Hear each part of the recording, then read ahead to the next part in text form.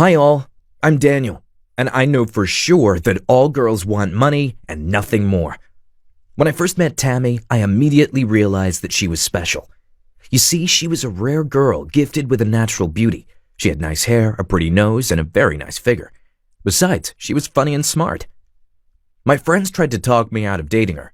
After all, she was a rich girl and I was just a poor student. But I thought, why not? Well, yeah, she had wealthy parents, a nice career, her own flat, and her own car, but all of that didn't mean that I had no chances. Tammy didn't brush me off. On the contrary, in a week we already lived together. Of course, I told her at the first date that I could give her nothing but my love. Yet she apparently already realized that. She told me that my erstwhile task was to finish my studies, and after that, according to her, I could go on to do anything. I really liked her position, and I tried my best to live up to her trust. Sometimes I even brought home some money. I had a part-time job or two, but Mom often gave me some cash. Mom told me that a guy had to present his girl with flowers or take her to the movies at least once or twice per year. So she decided to be a sponsor of our relationship. All in all, Tammy and I lived a normal life. You see, Tammy considered herself an unromantic person and preferred to spend her evenings at home. Well, I fully supported her in that regard. I was really happy, but then we had the very first quarrel. Tammy asked me to do the laundry and cook for her. She told me that I still had nothing to do but study, and therefore it was easy for me to help her. Yet I reminded her that our relationship was built on the principles of equality. Either both of us do the laundry and the dishes and all other stuff in turns, or she could continue with that just as before. And then Tammy asked me to find work, any work, because she already had a career and I was only occupied with studies. Tough luck. Nobody wanted a student with no work experience. Well, there were many open positions of waiters and delivery guys, yet I didn't want them. After all, I was going to become a surgeon, and I really needed my hands in perfect condition for my future job. Besides, I had no desire to serve meals to some wealthy crooks. After the last quarrel, Tammy stopped talking to me. Well, she still supported me with money, cooked me food, and once we even went shopping to buy me a new shirt. Yet I still felt uneasy, so I started looking for work to make my girl happy, if nothing else. That day I finally found a job and really wanted to tell Tammy about it. I brought groceries, cooked a romantic meal all by myself, and even made a rose-petal path from the porch to the kitchen door. I even wanted to propose to her, because I already had a job and soon would have a lot of money. Yet Tammy came in angry and began yelling at me right from the start. She accused me of making a horrible mess of both her home and her life, and then told me that we were breaking up and I had to pack my things. But I had nowhere to go. My new boss didn't pay me salary yet, and I spent all the money Tammy left me on a romantic meal. Besides, I had no place to move to. I told her that, and then she ordered me to leave her flat in 2 weeks' time and left. I felt really offended. Tammy and I spent 3 years together, and now she was ready to throw me away like an old rug? Well, yeah, I wasn't the perfect boyfriend, but still. Of course, I was unable to find a place to stay in 2 weeks' time. I told Tammy about it and asked for a longer grace period. That's when she decided to finally tell me everything. It turned out that I was too lazy and poor for her liking. Now she wanted a real man, an ambitious one, and she had already apparently found one. And as for me, now she just wanted me to leave her house and her life. It was a really painful realization.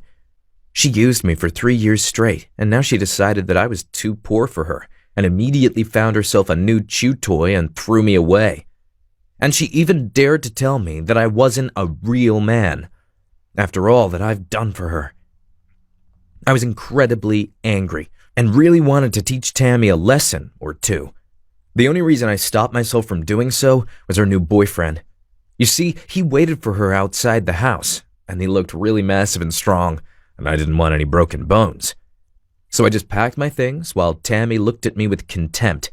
She even stopped me from taking the things she herself gave me as presents, a phone, some rings, and a console. It was incredibly humiliating.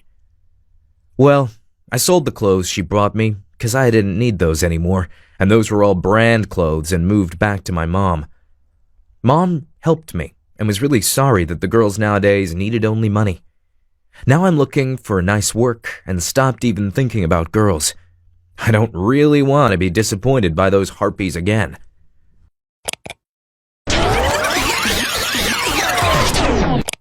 Hi, I'm Tammy, and here's my story about the importance of a good self-image. Girls, be always careful of your boyfriends, otherwise you may end up in my place. I met Daniel at one of our university parties. He was the life of the party, one of the funniest and most cheerful guys I've ever met. And I was a mousy little thing. Now I'm sure that men considered me attractive even back then, but at the moment, my self-image was ruined. I was charmed by his wits and humor. Besides, I felt flattered that such a guy paid so much attention to me. My friends tried to warn me. They told me that he was just using me, but I didn't hear them. Guess I just didn't want to hear the truth. You see, since my very childhood, I got used to relying on myself. Mom and Dad brought me up to be always ready to earn the things I wanted with my own power. That's why at first, I never really noticed anything weird. When I saw dirty dishes, I washed them because apparently only I needed them to be clean.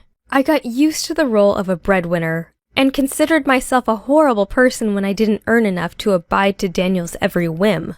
And when Daniel brought me flowers, which he did only rarely, I felt I was the happiest girl in the world. I spent a lot of time away from home. I studied and worked at the same time, and had some extra literary studies because I really wanted to become a writer, and came back only late at night. And instead of rest, I often just cooked supper for my man. Funny thing is, I really considered it to be the norm. Daniel was a man who spent the majority of his time on the couch, and was unable even to warm up food that I left him. He lived in my flat, ate food that I brought and cooked for him all by myself, played video games all day long, and I was somehow okay with that. When I asked my man to help me, he always found a way to deny me. The job offers I brought him were beneath his dignity. He couldn't do laundry or the dishes because his male ego would be hurt by that, and so on and so forth. And when he felt particularly shocked by my words, he threw hour-long tantrums.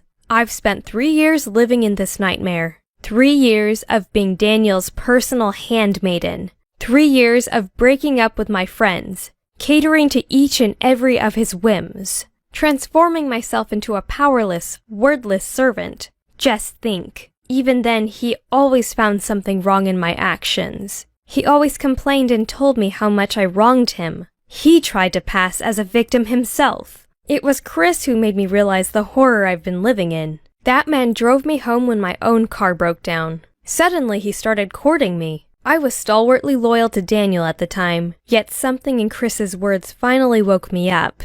Soon, I was pretty sure that my relationship with Daniel should come to an end. And I was sure that he wouldn't be happy to lose a free servant who was also supporting him with money. Yet, I didn't want to continue that poisonous lie of a life.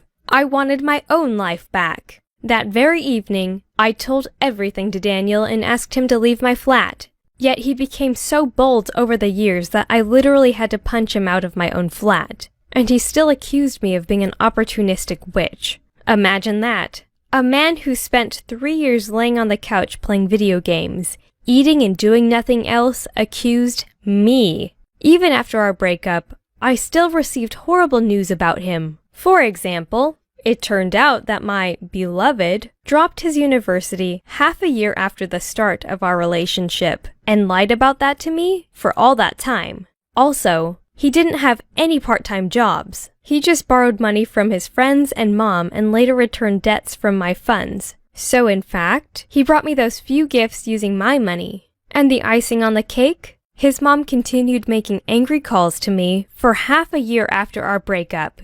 Guess Daniel and his mom still consider me a monster. Whatever. I may be a monster to them, but now I'm happy, and nothing else matters.